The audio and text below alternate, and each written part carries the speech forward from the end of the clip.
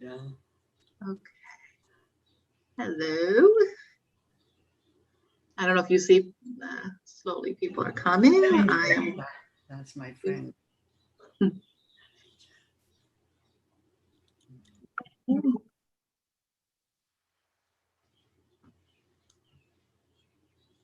Okay, now people are going to start to come because I opened it. Perfect. No, I don't want to move you. Oh no, I did the wrong one. Hold on, I'll get you back.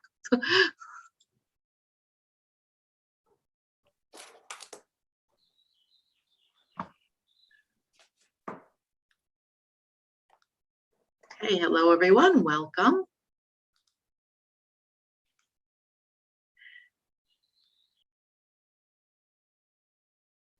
Okay. As we usually do, if everyone will please throw into the chat where you're signing in from so we get a feel of where in the world people are. And make sure to do it to all panelists and attendees in the chat box so we can see where everybody's signing in from. Thank you for joining us today.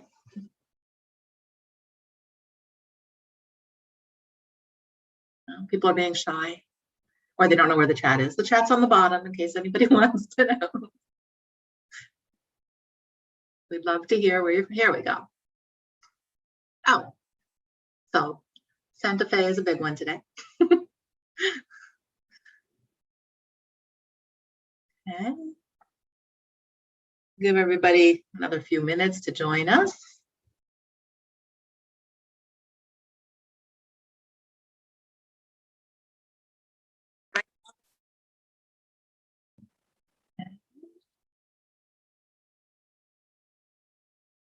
So welcome everyone. Thank you for those who are writing in the chat where you're signing in from. Oh, and hello, Carolyn. You can say hello to anybody you want. I'm reading through it.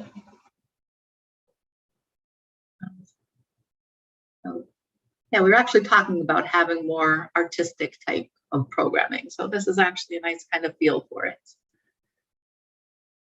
Nope, you're on mute. Oh, it's good we caught that before you started talking. You have to unmute. You click on your microphone. Yeah, there we go. Sorry about that. Okay, that's all right. Yes, I didn't see it. Yeah. Well, it's good we noticed before you started giving a whole presentation, you know. Okay, so we have Washington, and we knew we had Cambridge. That was welcome. And Massachusetts and New Jersey. Excellent. So good. So we're pretty much in the US and Israel this time. New Rochelle, welcome everyone. Let me for a minute.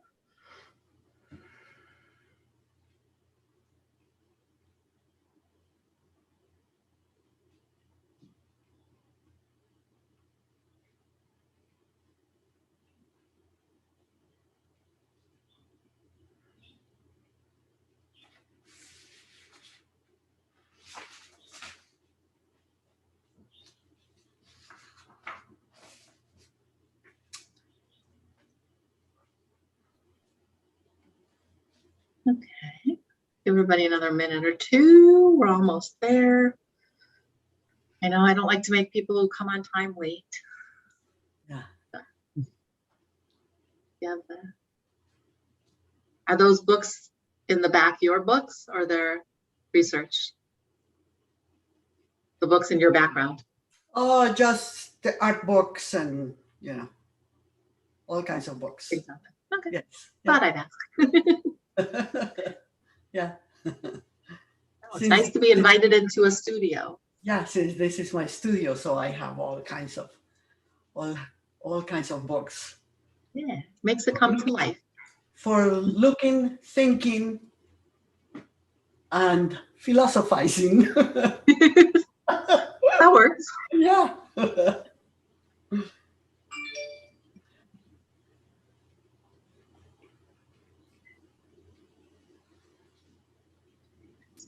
Here.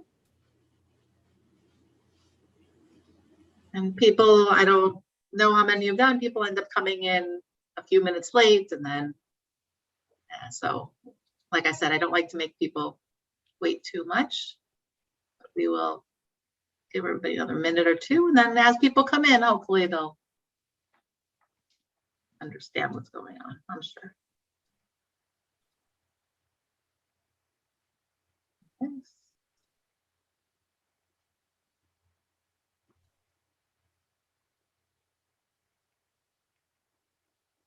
Okay. Well, if you're okay with it, I would like to start, if that's okay. Quite fine. That's fine with me. Great. So I'm going to officially say welcome to everyone, although I've been saying it all along. So welcome, and thank you for joining us on another New Works Wednesdays with the ASF Institute of Jewish Experience. It's quite exciting today to have a little bit of a tweak on our scholarly, because this is a scholarly artistic book. So it kind of takes us a little out of the straight scholarship and gives us a little bit of a creative sense to it as well. So I'm excited to hear a lot about it and to see it. And I hope you are as well. So today we're talking about the Garden of Eden, Plants of the Hebrew Bible, together with Gloria Abella Ballen. And so we're very excited to have you today. And rather than me giving you the formal introduction, I would rather, how about if I ask you, give us a little bit of history about yourself, where you're from, where you're living, just basic biography. Biographies are always difficult and interesting depending on which side of the coin you look at. So I was born in South America, in Bogota, in Colombia. And I studied in various places and moved like a good Sephardi person. I have a very international background, just moving. I didn't move for business, but I moved for learning and experiencing different places and so on.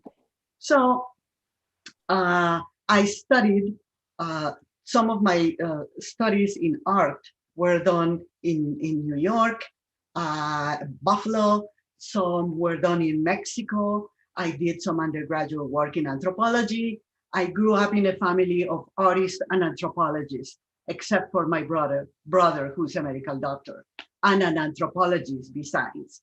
So I couldn't escape that route.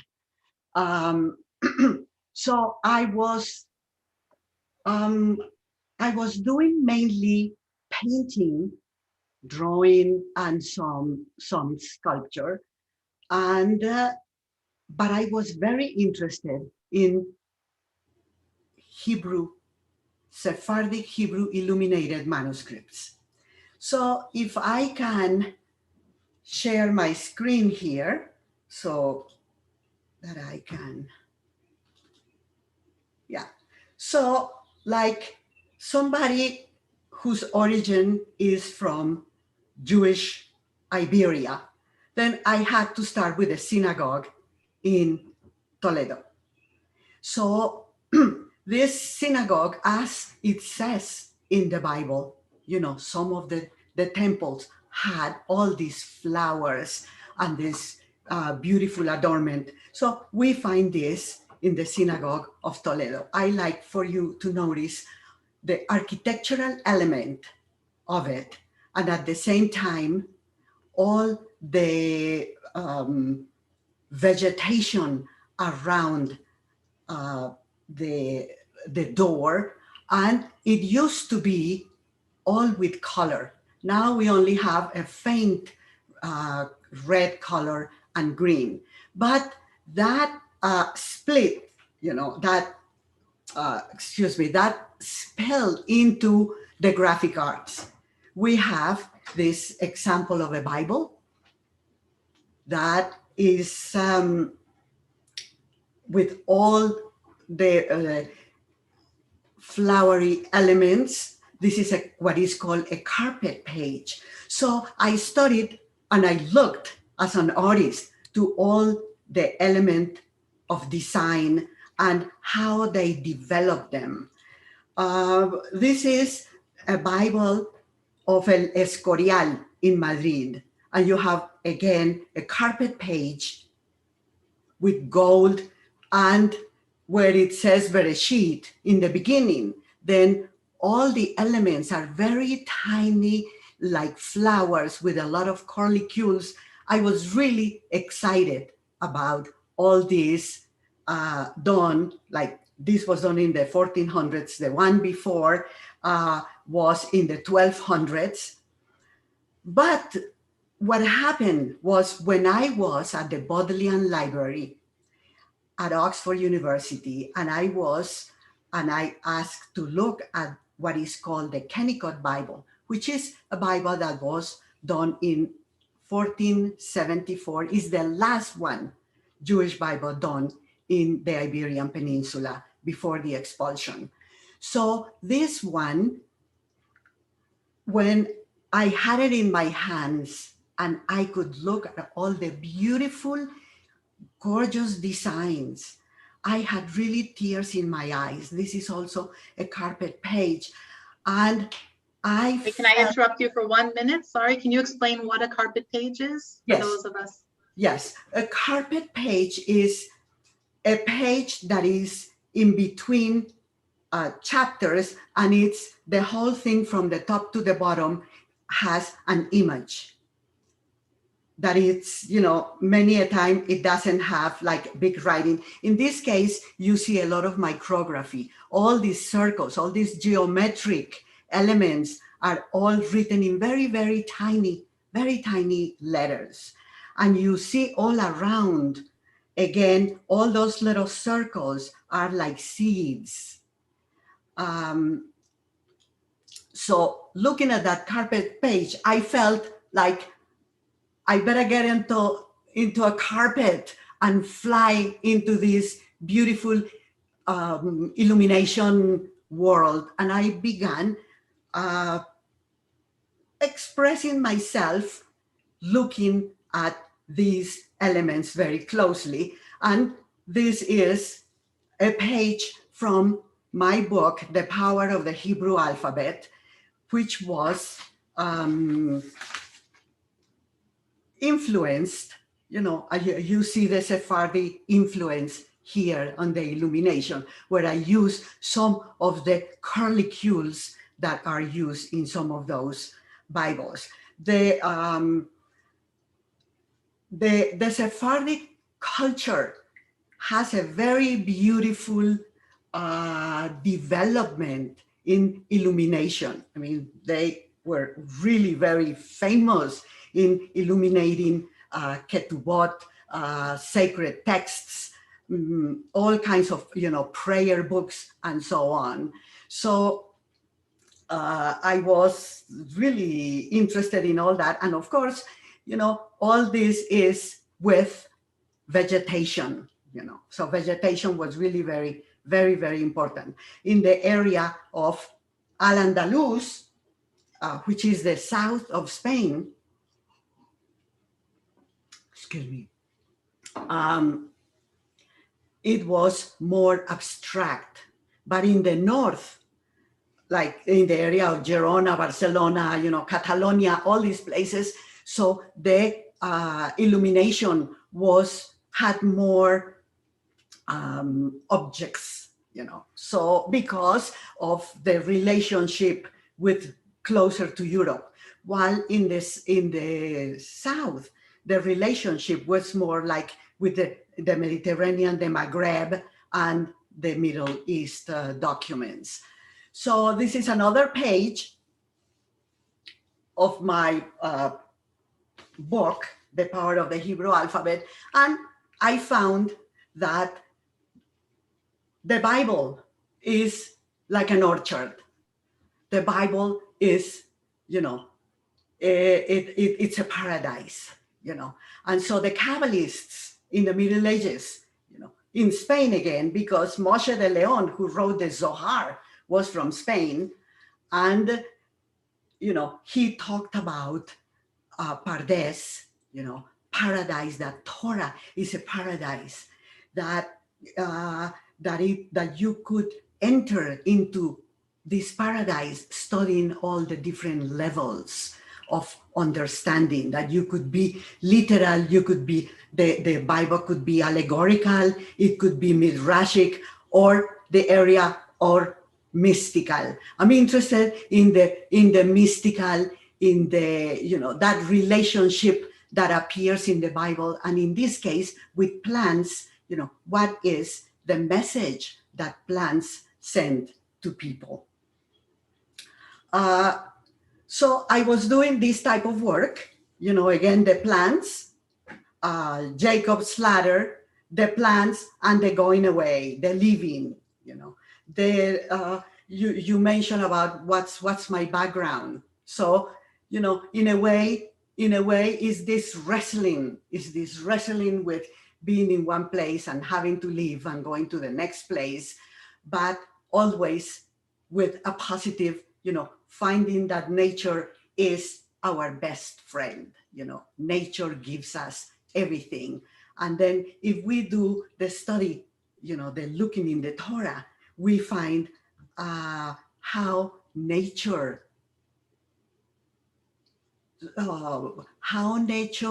looks or affects people, their social environment, everything. So after entering and having done that, I thought, well, I'm going to look at the plants themselves, for themselves, as an artist, So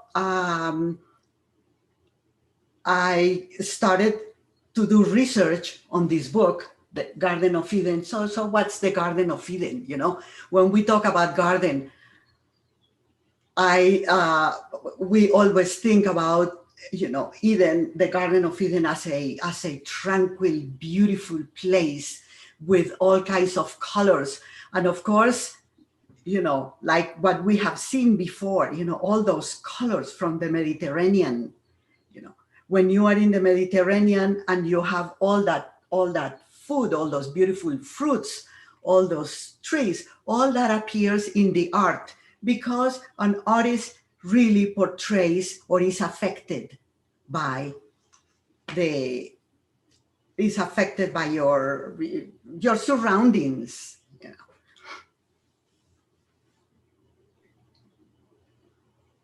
Shall I stop here, and you want to? Well, there's so much here to unpack.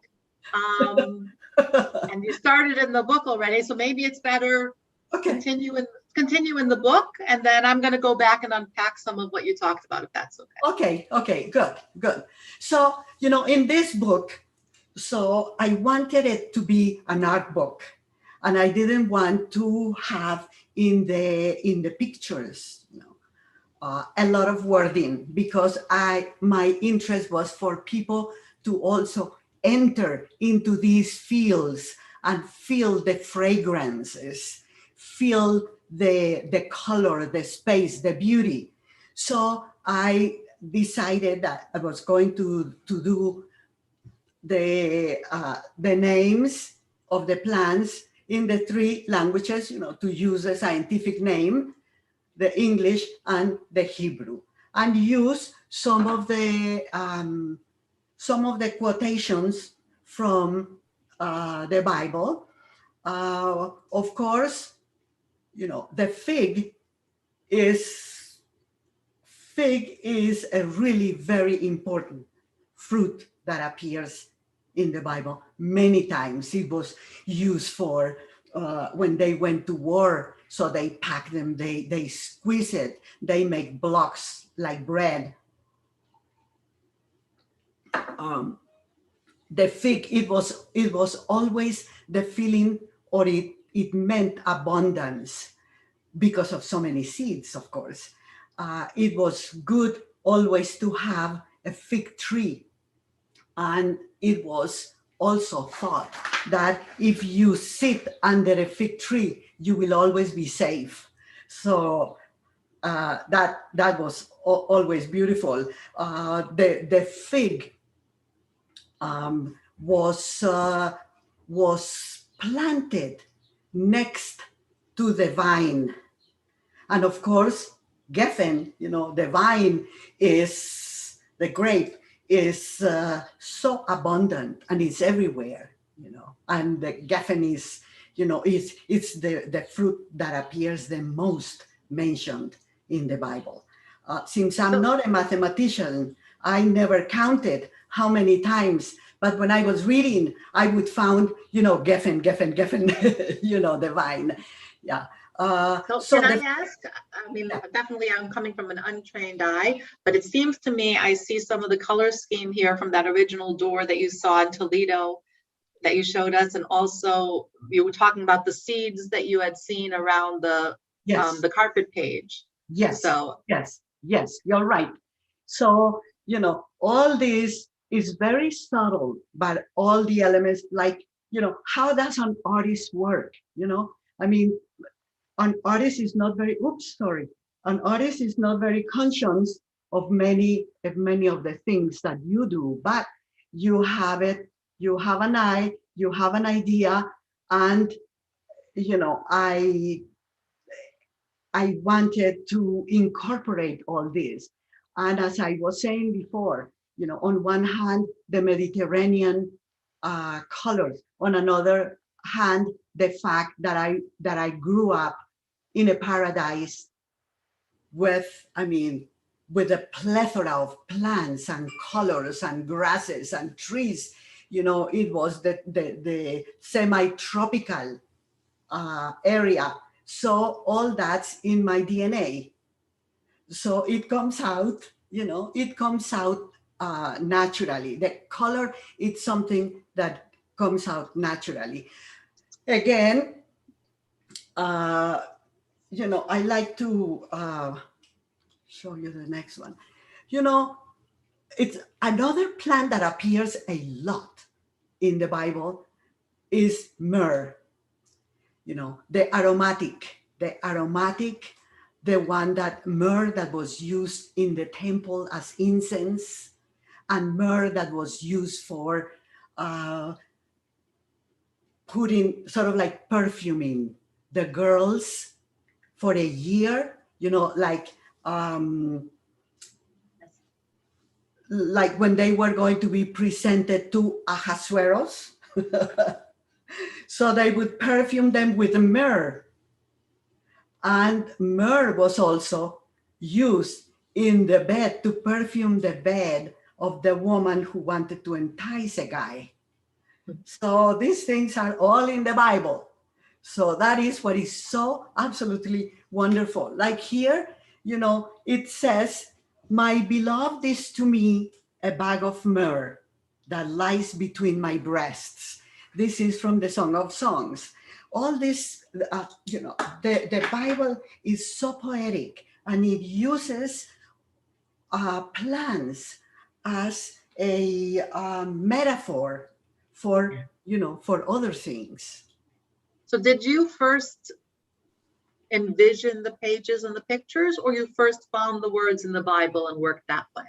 Yes, I was reading, yes, reading, and then after reading, then I did the pictures. And then I decided, because of course, since there are so many quotations, since there are so many, Quotes. poems and things in the Bible that would refer to the plants, I had to make a choice, because I didn't want to burden the page with a lot of writing.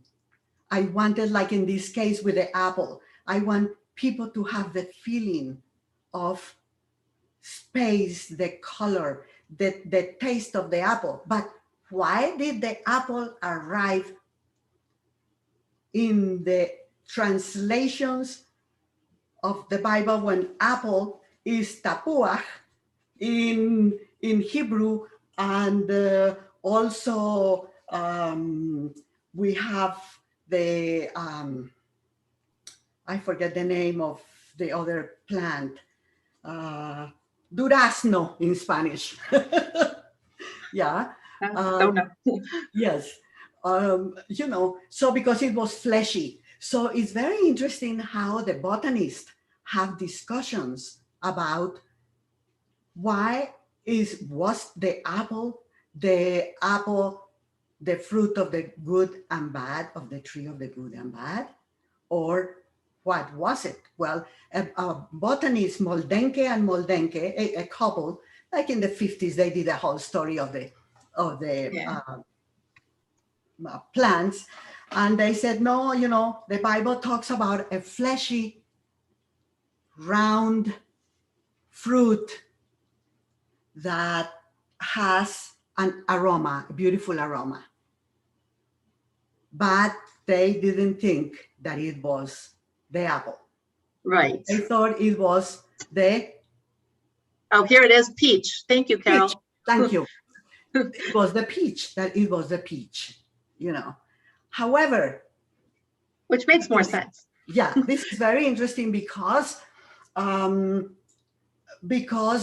Bible talks about peri, like peri, the fruit, Mhm. the fruit of Fruits. the tree of bad, good and bad. The peri doesn't mention which fruit, Right. but the first fruit that is mentioned in the Bible at all, the first one, is the fig by name, Tena, if I'm Interesting. pronouncing it correctly.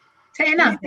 Yeah, Tena is the first big, and it says that when Adam and Eve realized what they'd done, they cover their nakedness with fig trees, with fig leaves. Right. So if they were close to the fig tree, they could pick up the leaves. So this is very interesting. But what happened is that how did this apple arrive in the Western world, in Europe, all over? Well, like in the 2nd century, in the catacombs of San Gennaro in Naples, there is a wall, a fresco with apples, Adam and Eve, apples, Wow. and the snake. And Adam and Eve are covering themselves with apple leaves. Oh. Okay, well, what happens, I think, is that southern Italy, apples were really, and in Europe, apples were really very important. And they were very sweet and very important. So, of course, in the 4th century, there was a pope that asked this other fellow, Jerome, to translate the Bible into Latin. Right. And so he found that apple in Latin is called malus, malum malus. And malus means bad or apple. Oh, Apple, mal. malus, Sure. mal, the tree of good and bad, ra, mal. Yeah. Yeah.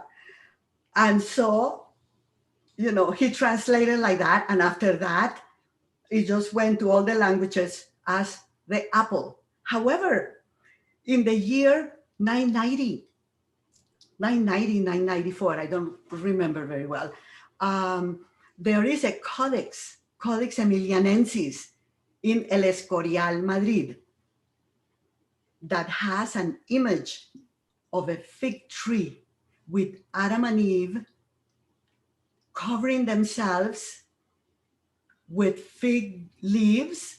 They are next to a fig tree, and the fig tree has a snake. So this is 990 of the Common Era. Yeah. So, but it's later in Europe, in art, since we are seeing what happening in art, we can see how influencing art can be. Visual visual elements are really very important in the molding of people's taste and people's knowledge and so on. So Albrecht Dürer made in 1504, I think it was, he made an etching of an apple tree, Adam and Eve covering themselves with apple leaves. And of course, since it was a print, it went all over. So this Right. was the best way to translate something that was not it, but that's how it went. And then of course in literature we have Milton, who wrote Paradise Lost, Yeah. and he talks about the apple. Yeah. So the apple, but of course in Israel, apples like this did not grow. Right. So what grew in Israel that was apple is what we call, I think, crab apple, which are apples that are small, they are bitter, you cannot eat, you know. So so you, you find in the Bible all sorts of plants, even the plants that are reminders of when we were slaves in Egypt, when we were in Egypt. And we have, and they mention them, like here, we remember the fish that we used to eat free in Egypt, the cucumbers, the melons, the leeks, the onions, and the garlic. So also plants that are, the Bible talks about, there are human flesh is like a plant that can, it's like a lily, like a, you know, like a lily that can just disappear. It's so, let me see if I find here a beautiful quote from the Bible about, yeah, it says from the poppy, the poppy coronaria, poppy, all flesh is like grass, and all its glory is like the flowers of the field. I think that is so poetically beautiful, and it tells us so much about Where is that quote from? our fragility. This is from Isaiah 46. Yeah, Isaiah 46. So it's interesting that plants are described also for covering the walls of the temple, of Solomon's temple. In this case, it says that the cedar inside the house had carvings of gourds and flowers. It was all cedar, no stone was visible. This is 1 Kings 6:18. So plants were used for decoration. Plants like the pomegranate that is sort of like the symbol of Israel. Yeah. The pomegranate that is the symbol of beauty, of fertility, of love. Pomegranate was also carved on the walls of Solomon's temple, and gold was hammered on top of it, and pomegranates were embroidered in Aaron's vestment, yeah, Aaron's vestments. So pomegranates, the crown of the pomegranate was sort of like the model for the crown to put on Torah, and also for the rimonim, for the finials. Right, and particularly in Right. Sephardic custom, actually, across the Sephardi world, it's Yeah. much more rampant. Yeah. Well, it's. I found it very interesting that even like on the first slide that I had,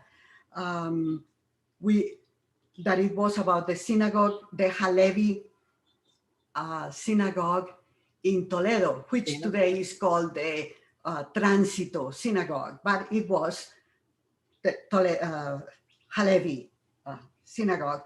It has a pomegranate on top of the crown of the government.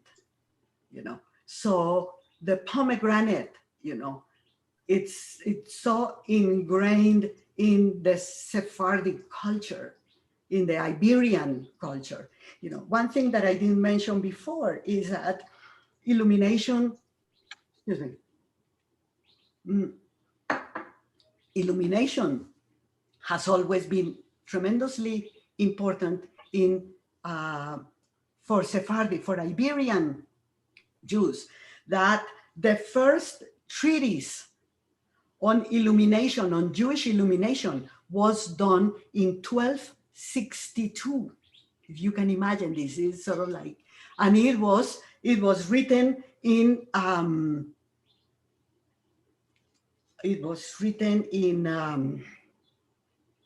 Aljamiado, with that means part Portuguese and Hebrew letters, Hebrew letters, and it's called "Cómo se facen as cores," how you do these chores, or how to do these chores of illumination. So it gave, Wow. it's a treatise, it's of how to do illumination in Jewish manuscripts, So this is, it was really part of the essence of the words in Sephardic, Sephardic tradition has a tremendous amount. I think somebody did a study. I think somebody from the university in Jerusalem did a study on how many illuminated and how many manuscripts were recovered or something in Spain. 4,000 or over 4,000. Wow. And that was after they were all burnt and everything. And of course, many of these manuscripts are all over the world. Some, very few are in Spain. That's first, the Bible that I show you that had the carpet page on one side and another Bereshit in the beginning.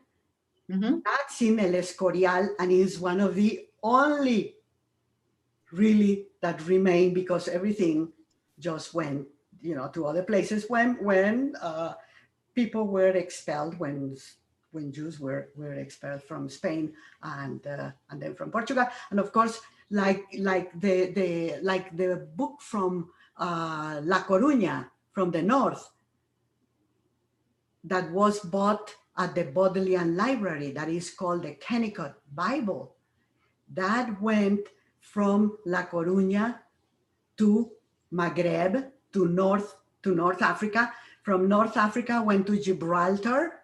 Somebody in Gibraltar bought it and went in 1600s to England, to Oxford University, and it's called Kennicott Bible because the guy who gave the money and all that was Mr. Kennicott, was interested in all that. Wow. So, but it was a Bible, is called la Biblia de La Coruña. So, of course, my expression is influenced by all that tradition. Yeah, I find it very interesting that you came from the previous book of The Power of the Hebrew Alphabet, and then you talk about here how you tried to lessen the words and really let the power of vegetation speak. Yes. Well, that's an interesting observation. Well, what happened is that the entering into the letters, the letter is sort of like creation. The letters are creation, the building blocks, of the universe, creation. And each letter has a very special meaning. And Right. And the letters are the ones that make the Torah or the Bible, the letters. And so it's inside these letters that you find all the vegetation and the fruits and all that. So Amazing. I go into this garden, like the Torah, the Torah is a garden. Torah gives us everything that there is to be and to be discussed. Absolutely everything. It's in there. Right, Pardes. And Yeah, that's the Pardes. interesting. The hidden parts are Pardes. And I have to say, I love your interplay of the word Pardes and paradise. I never thought about those two. You know, Pardes is an orchard. That's what it is. And then you have the interplay. I love the interplay of the words. Yes, yeah, yeah. So, but of course, I express myself in a contemporary way, So, which one of the interesting things about Separadism also, is that we are very open to the world where we live.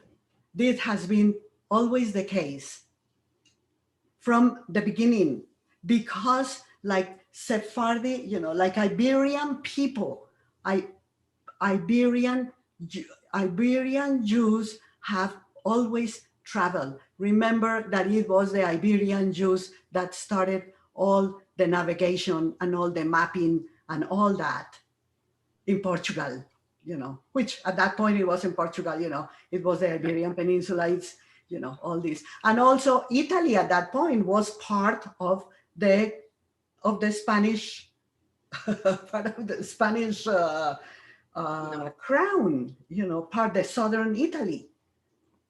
Right.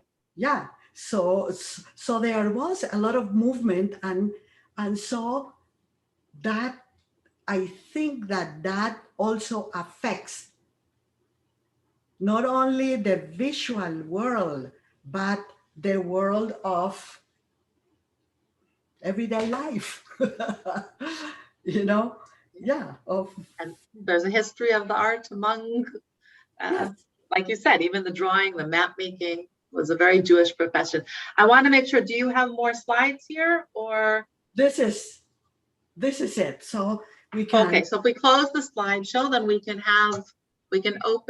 invite people to open their cameras so that, I mean, I have plenty Yeah. more, like I said, to unpack, but if you're okay, then I will allow people also to ask questions and to be a part of the conversation.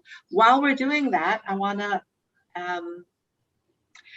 you had mentioned when we had a talk before that you had gone through some manuscripts in the Baudelaire Yes, archives. at the So if you bottom. could Yeah. tell us a little about that.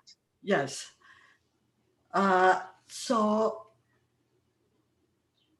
we were at Oxford University, and I wanted to see what they had in that was, Jewish manuscripts, but I was interested in the ones that were illuminated. As an artist, I'm interested in the visual part and what that visual part portrays, or what that visual part can tell me about the society, or about what I am studying. So in order to look at this, you have to, I mean, it's not like anybody can just go in and say, I want to look at the at the medieval manuscripts, So you go through the process of getting a research card, As an artist, artists are also researchers. You have to research your subject to know, to know more, and to get subtleties, and to also to have fun. I think research is lots of fun. I have lots of fun doing research for this book. uh, so they gave me, so I said I would like to look at the Kennicott Bible. So they brought the Kennicott Bible to me. This is really, it's a big book. Then you have this very special place where to put it. You cannot really touch it, have to where to put it. When I saw it, I had it in my hand. I felt something so incredibly deep that I was holding something that had been done by some of my people so many Piece of centuries history. ago. My eyes had tears of awe. And then when I started looking at this, I looked at it, I examined it. It is one of the most beautiful illuminated manuscripts that exists. It's not only with geometric elements, but it has also figurative elements. There was a Bible before that was called the Bible of Cervera. And this Bible, the one in La Coruña, had a relationship because that other one was from the 1300s. So this Bible, this visual, these images had such a tremendous impact for me that I think that I turned in the way that I was doing art. And that's when I started. Let me go back. That's when I was having it in my mind for a long time.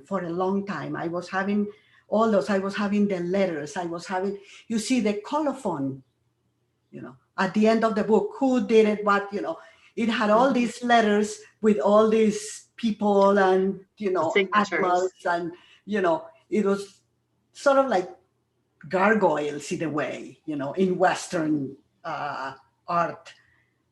But then that stayed in my mind, and then I had a dream about the letters. And these letters, my dream was that these letters were coming out of my head and going into space and becoming huge, huge, huge. So I decided, okay, this must mean something, that I am so obsessed about this that I have to do something. So I started doing research, about the letters and all that, because I am not a conversant individual in Hebrew. Yes, I know the Hebrew that most of the people in other parts of the world know to read, some of the. Going even deeper into it. So Yeah, but Ellen has a question. If you have, yeah. let's let Ellen ask. Yeah, sorry, I had written it in the chat, but I don't Yeah, know if anybody saw it. Just that I couldn't catch the name of the Bible you're talking about that gave you this experience. Kennicott. If Can somebody you doesn't spell it? have an accent, can you please repeat it? No, if you can spell it, I think it's better. Can Yeah. you spell it? Yes. Kennicott.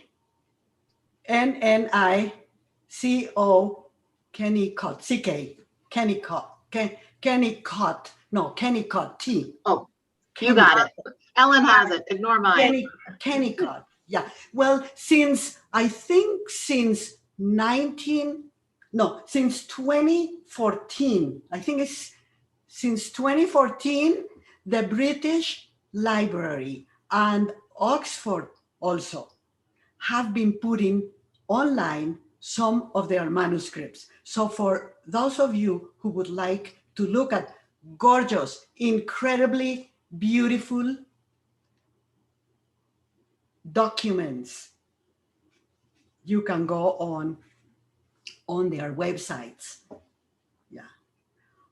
Thank goodness for the internet, because now people are being able to digitize and to be able to have access to all that, and to have access of things, many of these things that were not very much publicized before, that they were not very much talked about, but we know that Sephardi culture is very rich in art, is rich in literature, rich in music. Yeah. Yeah, no, it's a very colorful community and culture, and that's one of the things that drew me to it. I do want to make sure, if there are other questions, please do raise your hands, wave at me, open your cameras, please. Because I didn't give a formal introduction, because Gloria was not sharing her accomplishments, I'm going to share a few of them here.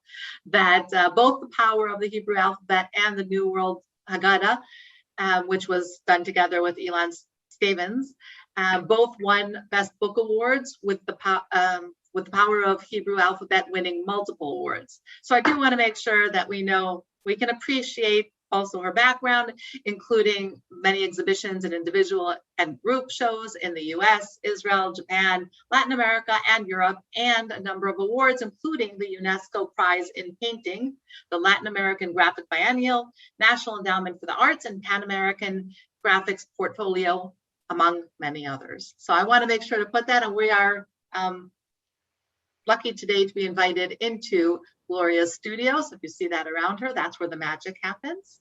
So I just want to put that out there. Daniel shared something, but I'm not going to open it right now, but if you want to tell us, please do. Robin, you had a question or statement? What I put in there was a website that talks about this Kennecott Bible. Oh, excellent. That's what that is. Yeah, it's not obvious from the URL, but that's what that is. Thank you. Appreciate it. So if anybody was looking for it, that's it. Sorry, Robin, you were. Yeah, the question that I had, Gloria. So you talked about wanting to evoke the aromas from the various fruits and plants of the Bible.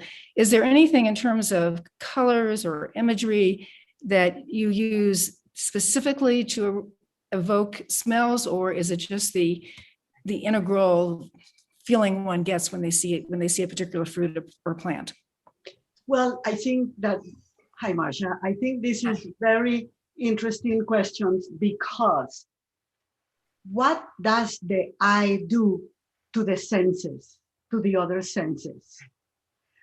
And also, if you know something, you evoke something that you know. When you think about cinnamon, and when you look the pieces of cinnamon, when you look at the pieces of cinnamon, if you're not looking at them, you can smell it. You can have the smell. You know, saffron, saffron is, it's a spice that we know, and we know the taste, and we know the color. So I use some of those colors to evoke, some of the background where, like for instance, a background for saffron, I use it in the book, with a quotation for saffron,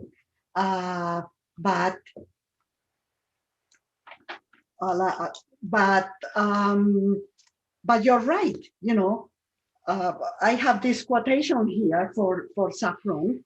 It says, spikenard and saffron, calamus and cinnamon, with every kind of incense tree, myrrh and aloes, with all the best perfumes, a fountain of gardens, a well of living waters. Song of Songs 4:14-15. So it's, all these things are in the Bible, and I wanted for people to have the feeling with the images about the aromas, the fragrances, the taste. When you look at the figs, the figs are plump, and they are rounded like the Israeli figs that you feel, that you feel like biting them. So you understand why they were excited about trying the fig. Great. Well, and also just physically, I think I don't know how an apple leaf covers anything, so that's just a basic. No. Yeah, that's one of those things that we always talk about. Sorry, that's not. We should not end on that. So if anybody has a better question than that, sorry about that. Fig leaves are big. Yes. Yeah. Yeah. That's the concept. Okay, well, I really appreciate your talking to us and sharing with us today. And thank you all for joining us. Unfortunately, I haven't had my hands on the book yet, other than the pictures you've shown me, because I'm in Israel and it's not here yet. But I hope to be in the States soon and get my hands on it. So I'm looking forward to it even more now than before, and really appreciating the sights, tastes, and smells that come out of the book there. So thank you, and thank you all for joining. And if you have any further questions, feel free to email. So have a wonderful night, day, rest of your Thank you. evening as you are. Thank you. Thank you. Wonderful. Thank you, Dora. Thank you, Gloria. everybody, for coming to this impromptu. Oh, I thought it was really great. Thank you. I enjoyed talking to you the few times I have. So